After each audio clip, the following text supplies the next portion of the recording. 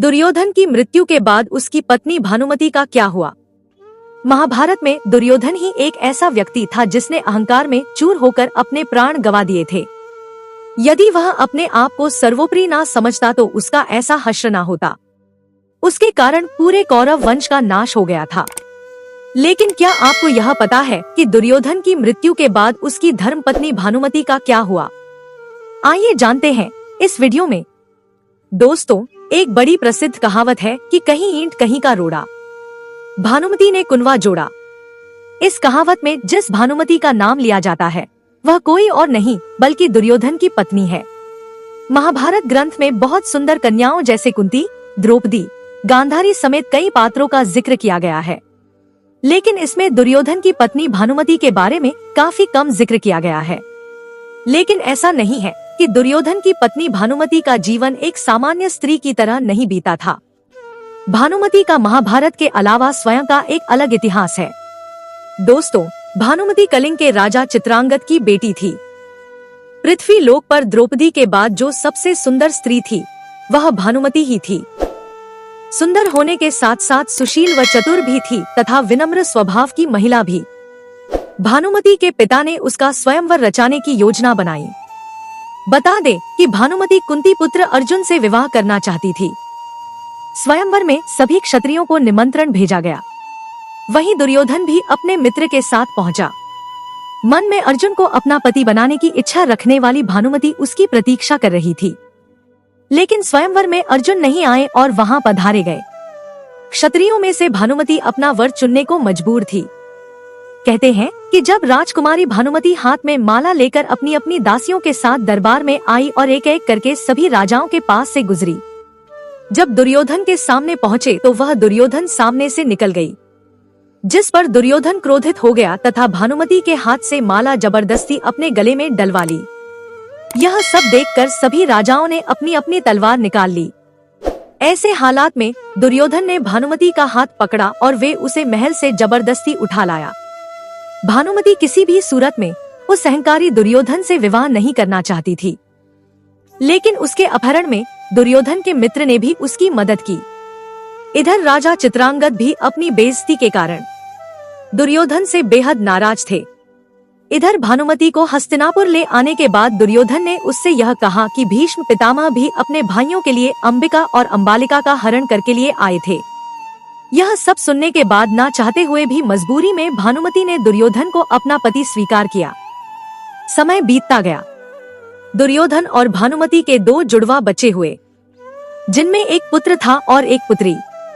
भानुमति के पुत्र का नाम लक्ष्मण था, जबकि पुत्री का नाम लक्ष्मणा रखा गया था। अपनी माता की तरह लक्ष्मणा भी काफी सुंदर और चतुर बालिका थी। बचपन से ही एक वीरांगना की भांति अपना जीवन व्यतीत करती आ रही थी। जब वह बड़ी हुई तो एक मित्र के लिहाज से दुर्योधन ने लक्ष्मण का विवाह करने की योजना बनाई। लक्ष्मणा भी उससे विवाह करना चाहती थी, लेकिन कुरुवंश की गरिमा बनाए रखने के लिए दुर्योधन ने अपनी पुत्री के लिए एक स्वयंवर का आयोजन किया, जिसमें पहले ही तय कर दिया गया था। योजना के मुताबिक दुर्योधन ने सभी क्षत्रियों को आमंत्रित किया, किंतु दुर्योधन की यह योजना विफल हो गई क्योंकि श्री कृष्ण के पुत्र श्याम ने लक्ष्मणा का अपहरण कर लिया था। उसने लक्ष्मणा का अपहरण उसी तरह से कर लिया जिस तरह से दुर्योधन ने भानुमति का किया था, जिसके बाद क्रोध में आकर दुर्योधन ने श्याम को कारागार में डाल दिया। इस बात की जानकारी जब बलराम को लगी तब वे क्रोधित हो उठे और दुर्योधन पर प्रहार करने पहुँचे। बलराम का गुस्सा इतना ज्यादा हो गया जिसे देखकर दुर्योधन के मन में भय उत्पन्न हो गया। तभी दुर्योधन अपनी पत्नी भानुमति के पास पहुंचा, क्योंकि इस गंभीर परेशानी से केवल वही दुर्योधन को बचा सकती थी। वहीं भानुमति ने बलराम से बातचीत की और पूरे विधि विधान से लक्ष्मणा की शादी श्याम के साथ संपन्न कराई।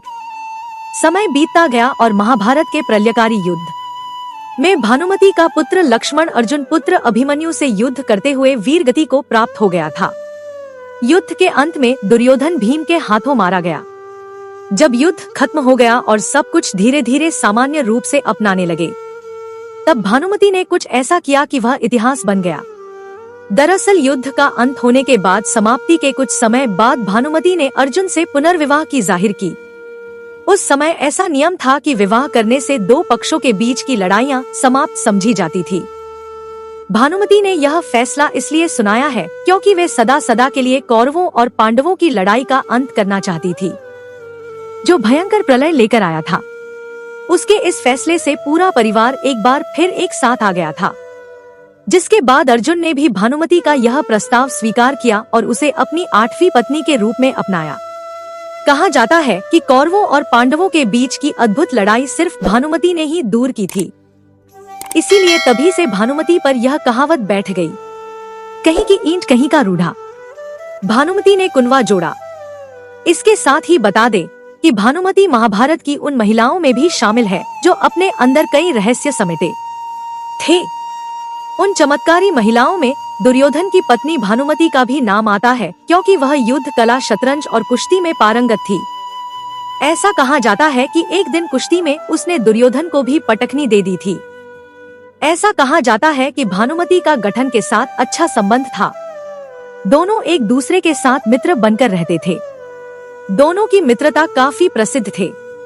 तो मित्रों, आपने जाना कि दुर्योधन की मृत्यु के बाद उसकी पत्नी भानुमति का क्या हुआ।